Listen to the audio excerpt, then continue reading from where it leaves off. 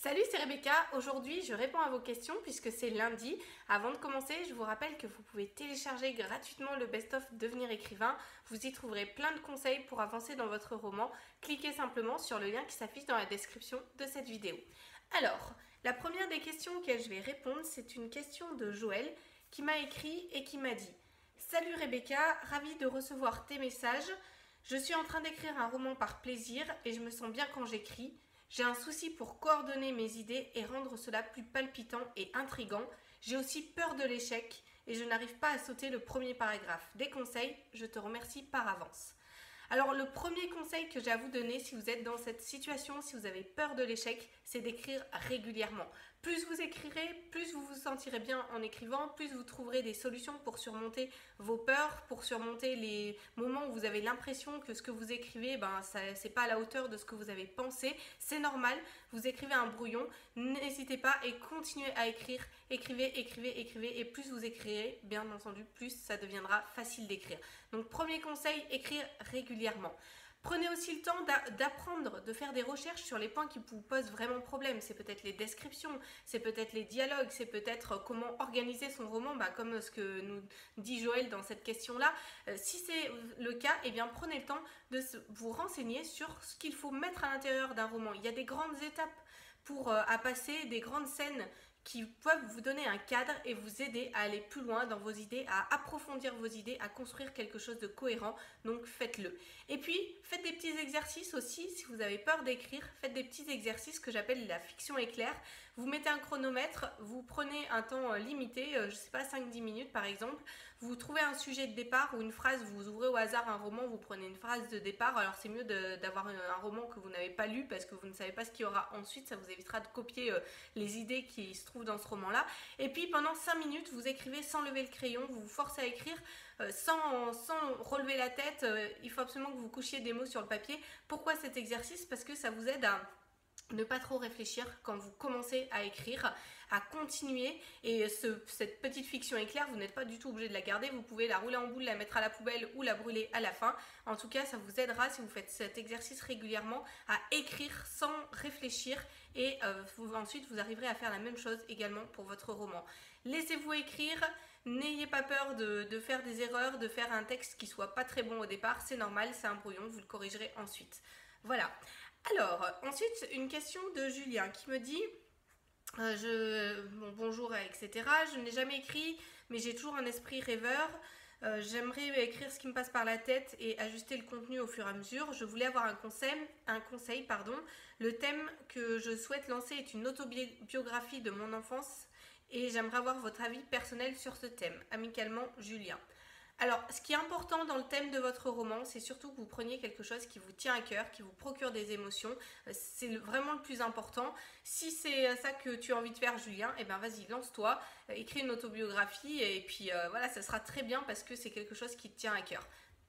Voilà, mais le meilleur conseil que j'ai à vous donner, moi personnellement, j'aurais pas envie d'écrire ma propre autobiographie parce que je trouve pas ça assez intéressant, puis ça m'intéresse pas de réécrire ce genre de choses, mais si toi tu as ça à cœur et que tu as envie de partager ça, vas-y, c'est la meilleure chose que tu puisses faire si c'est vraiment ce qui te tient à cœur. Ensuite, une autre question d'un autre Julien, ou le même, j'en sais rien. En tout cas, c'est Julien aussi. Salut, merci Rebecca. Grâce à toi, j'ai pu mieux écrire mes histoires afin de devenir un grand écrivain. Mais connais-tu des concours où je pourrais participer, s'il te plaît? Alors, la meilleure chose à faire pour trouver des concours ou des petites choses comme ça, des exercices d'écriture, vous allez voir sur internet et vous trouverez plein de thèmes. Je sais qu'un temps j'avais cherché un petit peu des sujets et ça me donnait aussi des idées pour relancer certaines de mes histoires. Donc allez voir sur internet, j'ai pas en tête là directement un concours à conseiller auquel vous pourriez participer, mais allez voir directement, chercher concours écrivain, concours nouvelles, concours roman, concours histoire, enfin allez voir, vous trouverez certainement des choses. Ensuite, une question d'Ilona. J'adore écrire et mon esprit déborde de milliers d'idées, mais je suis quelqu'un qui a peur du monde. Quasiment personne ne sait que j'écris et personne ne m'a lu. Je n'ai pas peur des critiques, c'est plus un problème de confiance. Alors comment puis-je faire pour trouver des lecteurs de confiance? Merci pour tout le travail que vous faites, Ilona. Alors pour trouver des lecteurs de confiance, c'est vraiment important d'avoir des lecteurs. Moi je m'en rends compte encore aujourd'hui où j'envoie à chaque fois les morceaux de mon roman quand ils sont terminés à mes sœurs qui sont mes premières lectrices et qui me donnent vraiment des retours pertinents. Alors je leur envoie pas le texte comme ça en leur disant est-ce que tu aimes ou tu aimes pas, ça c'est pas intéressant. Par contre ce que je fais c'est que je leur donne des questions. Comment sont les personnages, est-ce qu'ils procurent des émotions, quel type d'émotions est-ce qu'ils procurent, est-ce qu'il manque quelque chose dans la description des lieux pour qu'on se projette, enfin, etc. Voilà, des questions qui leur permettent de me donner un retour qui soit vraiment pertinent. Donc c'est important d'avoir des lecteurs pour orienter un petit peu son écrit, pour voir ce que ça donne. Pour en sortir, quand on relit ces textes, on est tellement plongé dedans que parfois il y a des choses qu'on ne voit pas, donc c'est vraiment important d'avoir des lecteurs. Comment les trouver ?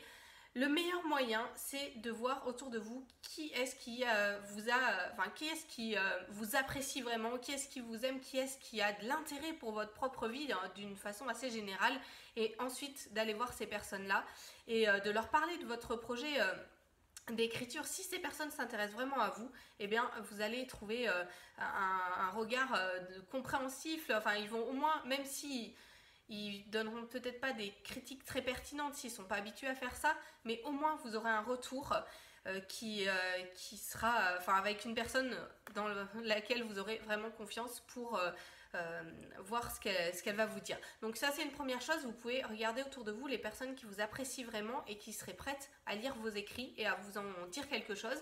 Alors le problème c'est que parfois avec ce type de personnes, la vision elle est un petit peu déformée, c'est pas, voilà, ils n'auront peut-être pas vous dire exactement ce qu'ils pensent ou des choses vraiment négatives sur votre roman s'il y en a. C'est pour ça que prenez une liste, si vous leur donnez une liste de questions à côté, déjà ça va les orienter, ça les aidera à être un petit peu plus objectifs.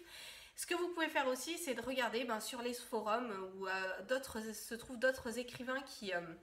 par exemple sur le forum Devenir écrivain, voilà, il y a d'autres écrivains qui sont passionnés. Et vous pourrez peut-être faire un échange de textes, un échange de, voilà, faire lire vos textes, lire les textes des autres et puis vous donner des conseils dans une sphère qui soit un petit peu plus, voilà, on est en confiance parce que on est chacun dans la même situation, à avoir un petit peu peur de montrer nos textes, à attendre des retours et à avoir envie d'avoir des retours positifs dans le sens qui nous aident à avancer. Voilà des petites choses que vous pouvez faire pour trouver des lecteurs de confiance. En tout cas, c'est vraiment important d'avoir des lecteurs. Ça aide vraiment à orienter son récit, à le rendre plus pertinent. Donc, cherchez-en. Une question de EM. Bonsoir, je voudrais avoir un avis, une suggestion de votre part, s'il vous plaît. J'ai un énorme blanc devant ma page d'écriture. Je ne trouve plus du tout d'idées. Or, je veux écrire un nouveau roman. Que puis-je faire ? Si vous êtes devant une page blanche, ça peut venir de plusieurs choses. Il faut déjà que vous sachiez d'où ça vient. Est-ce que c'est parce que vous n'avez pas réfléchi assez à votre roman au départ? Est-ce que c'est parce que vous êtes laissé prendre dans un passage qui vous ennuie profondément et en fait qui serait peut-être à retravailler autrement pour vous relancer dans la dynamique de votre roman? Est-ce que c'est que vous n'avez pas le temps d'écrire? Est-ce que c'est que vous écrivez de façon trop... éloignés, vos jours d'écriture sont trop éloignés les uns des autres, donc vous n'êtes pas dedans et c'est toujours difficile de commencer, c'est le plus difficile de se mettre dedans, de commencer à écrire. Donc essayez de chercher déjà pourquoi est-ce que vous vous trouvez devant la page blanche. C'est peut-être pas que votre livre, que vous n'avez vraiment pas d'idée, c'est peut-être simplement que vous n'avez pas envie d'écrire ce passage-là. Et puis ensuite, vous pouvez faire plusieurs petites choses. Vous pouvez écrire un autre passage dans le roman, qui est un passage qui vous tient plus à cœur, que vous visualisez plus, simplement pour vous relancer dans le processus d'écriture. Vous pouvez réfléchir à la scène sur laquelle vous vous êtes arrêté et vous demandez si elle est vraiment pertinente pour votre roman, la retravailler de façon à ce qu'elle soit plus intéressante, qu'elle vous donne envie de poursuivre. Vous pouvez aussi reprendre tout le plan de votre roman, parce que peut-être que si vous êtes bloqué, c'est parce que vous vous êtes lancé directement dans l'écriture, vous n'êtes pas posez les questions de quelles étaient toutes les façons de développer votre idée de départ. Donc faites ça, travaillez aussi le plan que vous avez sous les yeux. Vous pouvez aussi partir, rajouter un petit quelque chose au passage dans lequel vous vous êtes arrêté, un personnage qui arrive, un nouveau lieu dans lequel les personnages se retrouvent, une situation, complexifier la situation dans laquelle se trouvent les personnages, enfin voilà, il y a plein de trucs. Vous pouvez aussi simplement demander à quelqu'un d'autre de vous écrire la première phrase du passage dans lequel vous êtes bloqué, voilà, pour vous lancer dans l'écriture, pour avoir la première phrase et ensuite poursuivre. C'est toujours plus facile une fois qu'on a commencé de poursuivre. Voilà, il faut se mettre simplement devant sa feuille. Parfois, il faut forcer un petit peu les choses. Des fois, voilà, les idées, elles viennent assez rapidement. Et parfois, il faut forcer un petit peu les choses, même écrire des choses qui sont carrément nulles. Voilà, mais pour se lancer. Et ensuite, on va déboucher sur quelque chose qui soit vraiment bien. Mais vérifiez d'abord si vous avez bien votre plan de roman, si vous savez où vous allez, si c'est pas un souci par rapport à ça, à la structure de votre roman. Et puis ensuite, faites ces petites choses, soit vous écrivez un autre passage, soit vous demandez à quelqu'un de vous écrire la première phrase, soit vous forcez un petit peu, vous allez voir, ça va se déclencher, ça va se poursuivre. Voilà, vous avez plein de choses que vous pouvez faire pour aller plus loin, pour surmonter cette page blanche. On va pas tout passer en revue, mais c'est déjà des petites choses que je peux vous donner simplement rapidement comme ça. Une autre question qui est une question de Claire qui me dit je viens de tomber sur votre site qui est vraiment génial, je l'adore et je vais sûrement pas le quitter. Alors voilà, depuis quelques mois j'essaie d'écrire une histoire, mais je n'en suis qu'aux fiches des personnages principaux et je tourne en rond. Aujourd'hui ça va faire 3 jours que j'ai trouvé une autre nouvelle, je pense, qui donne l'inspiration juste en pensant au protagoniste et un lieu. En gros, elle a trouvé une nouvelle idée d'histoire. Je voudrais juste avoir votre avis. Faut-il que je fasse une pause sur ma première histoire, puis la reprendre après et la continuer, et par la même occasion la finir, ou passer à la seconde? Merci beaucoup de votre attention. À bientôt, Claire. Alors ça, c'est une question que j'ai traitée dans une de mes dernières vidéos. Vous pouvez aller voir, alors je ne sais plus exactement laquelle c'était, si c'était celle de samedi ou celle de vendredi. Enfin, c'était une des vidéos de la semaine dernière où je vous ai dit, faites attention de ne pas papillonner d'une idée à une autre. Si vous avez une idée de départ et qu'elle vous plaît, en fait, si vous avez tendance à papillonner, c'est peut-être que vous n'avez pas réfléchi assez profondément à votre première idée, à l'idée de départ que vous avez de votre roman. Est-ce qu'elle vous passionne, cette idée? Est-ce que vous avez laissé passer un petit peu de temps, 1 semaine, 2 semaines, pour essayer d'approfondir cette idée de départ avant de vous lancer dans l'écriture, pour voir s'il y a du potentiel dans cette histoire? S'il y a du potentiel dans cette histoire et qu'elle vous passionne, il n'y a aucune raison de passer à une autre. Vous notez simplement les idées dans un carnet pour l'autre et puis vous finissez la première. Le problème, c'est que si vous sautez d'une histoire à une autre dès que vous avez une nouvelle idée, vous n'arriverez jamais à terminer aucune histoire. Parce que écrire un roman, c'est aussi un choix. C'est pas simplement on a l'inspiration un jour, donc on se lance dans l'écriture, et puis le lendemain on n'a plus l'inspiration pour cette histoire, donc on se lance dans autre chose. Bon, vous pouvez faire ça hein, si ça vous amuse d'écrire simplement des bouts d'histoire les uns à côté des autres. Mais concentrez-vous, si vous voulez vraiment arriver au bout d'un roman, concentrez-vous sur une histoire, si elle vous passionne, si vous avez étudié un petit peu la chose, en notant vos idées, en faisant un petit plan par rapport à cette histoire, concentrez-vous sur cette histoire et puis vous allez arriver à la terminer. Sinon, si vous sautez d'une histoire à une autre, voilà, vous n'y arriverez jamais. Tenez-vous à cette histoire. Gardez la motivation pour cette histoire si elle vous passionne dès le départ. C'est vraiment mon conseil. Après, bon, vous faites comme vous voulez, mais voilà. Vraiment, pour terminer une histoire, c'est une des premières clés. Gardez l'idée de départ. On va terminer avec une dernière question. Une question de Joël. Alors, qui me dit, je vais pas tout vous lire. Je veux écrire un roman, j'ai déjà commencé à faire le plan complet de l'histoire en général, mais je ne sais pas si je devrais faire mon plan complet et plus décrire chaque chapitre, ou si je devrais juste décrire chaque chapitre. J'ai l'impression que c'est trop long de faire les deux. Je ne sais plus vraiment quoi faire, aidez-moi. Merci de m'aider. Alors, pour répondre à cette question, je vous conseille vraiment de commencer, je l'ai dit assez souvent dans les réponses des questions cette semaine, je vous conseille de commencer par faire un plan global. Alors pas du tout pour bloquer vos idées d'écriture, pour que vous soyez obligé d'écrire ce que vous avez pensé, mais simplement pour développer votre idée, pour savoir où vous allez, vous serez beaucoup plus pertinent.